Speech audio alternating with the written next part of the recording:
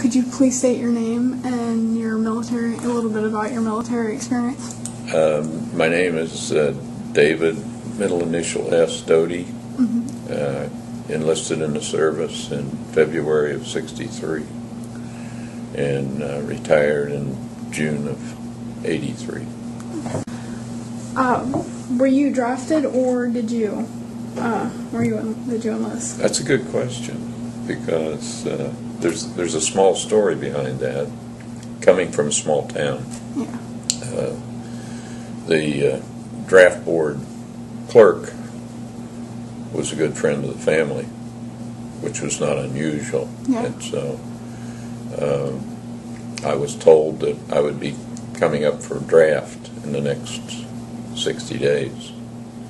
And so I went to see a Navy recruiter and an Air Force recruiter.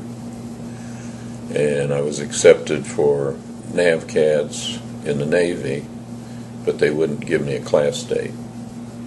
So I qualified for pilot training, Yeah. but they wouldn't give me a class date. So in turn, I went to the Air Force, and they told me that I could go to boot camp and go from boot camp directly to nav training as a navigator in the Air Force.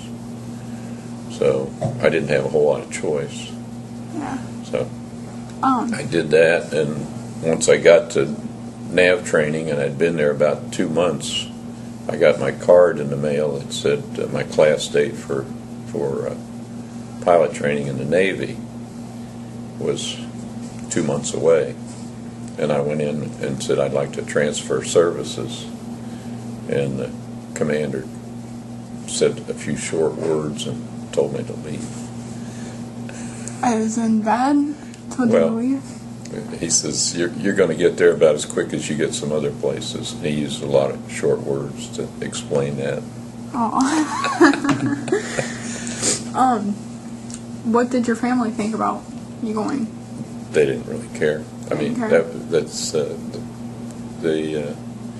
that time, growing up in a small community, and almost all of the men that lived in that community had served in World War II. Yeah, so it was expected. As a result, the draft was still in existence, and so it was not unusual to expect everybody to go to the draft. My brother at the time was in the service, and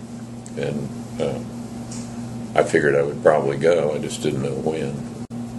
Into Vietnam. The village leader, the nearest village of where we were going to drop our weapons, was notified a minimum of 30 minutes prior to the drop.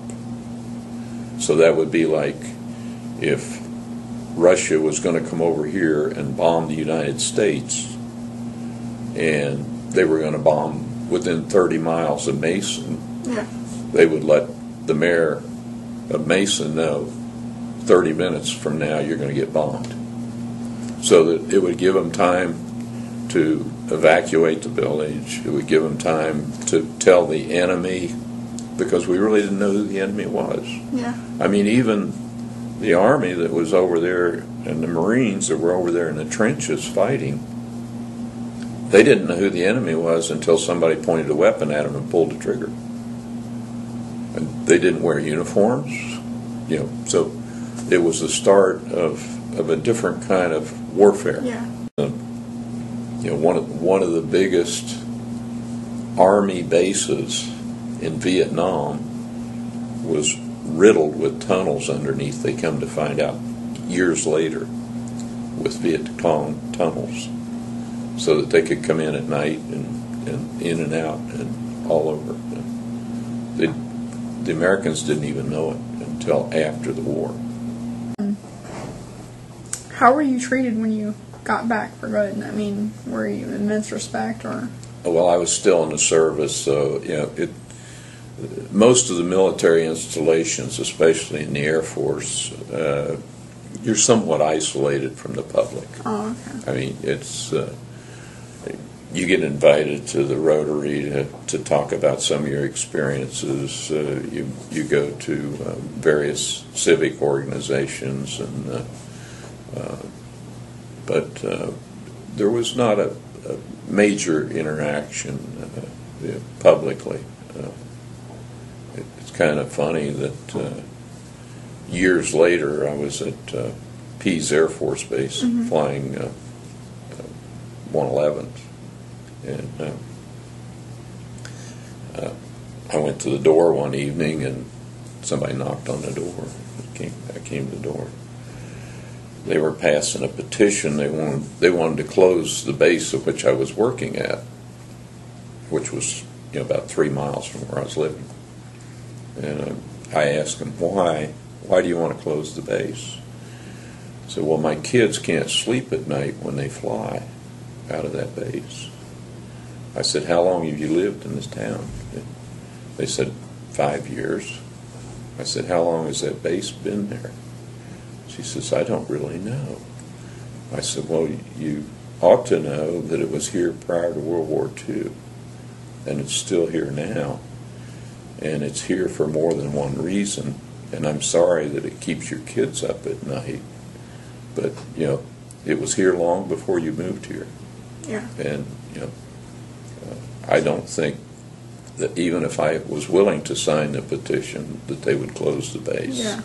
It shouldn't be. And so there's a lot of people sometimes that are extremely naive, or they have one goal or one mission in life, and they can't interact with everything and understand how to put those things together and make them all work for good.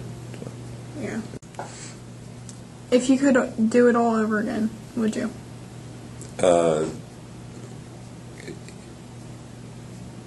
I don't think I'd have a choice. If I'd have just let normal chips fall where they may, I don't know what I would have done. I'd assume I'd have gotten drafted in the Army, and I would have spent, the required 3 or 4 years, whatever it was. Yeah.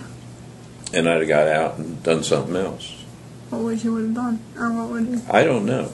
Originally, when I was growing up, I thought all I wanted to do was farm. Yeah.